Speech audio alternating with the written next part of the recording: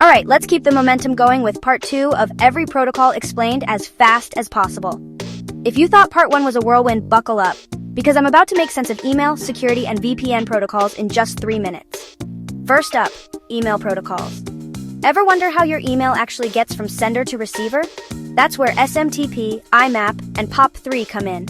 SMTP stands for Simple Mail Transfer Protocol.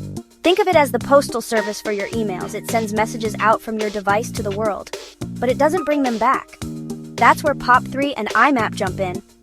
POP3, or Post Office Protocol version 3, is like picking up your mail and taking it home. Once you download your emails, they're gone from the server. Simple, but you can't access the same inbox everywhere. IMAP, or Internet Message Access Protocol, is smarter. It keeps your emails on the server so you can check your inbox from your phone, laptop, or anywhere, always in sync. Next, web application security. When you log into apps using your Google or Facebook account, you're using protocols like OAuth, OpenID, and SAML. OAuth is like handing out a valet key. It lets apps access just what they need without giving away your main password. Safe, simple, and everywhere.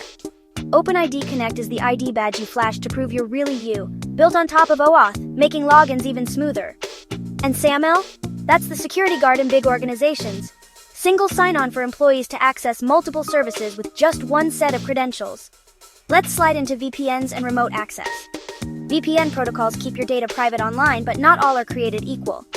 PTP, the old-timer, is fast, but honestly, not so secure anymore. Time to move on. L2, TP, or Layer 2 tunneling protocol teams up with IPSec for better security, but can be a bit slower. WireGuard is the new kid on the block. Crazy fast, super secure, and uses clean code. If you're setting up a VPN today, start here. Last, let's talk advanced security. DNS-SEC adds a digital signature to web addresses, making sure you don't land on a fake site pretending to be your bank. It's like a tamper-proof seal for the internet. Radius is a protocol that checks your credentials when you try to connect to Wi-Fi at school or work. It's like calling home to verify you really belong.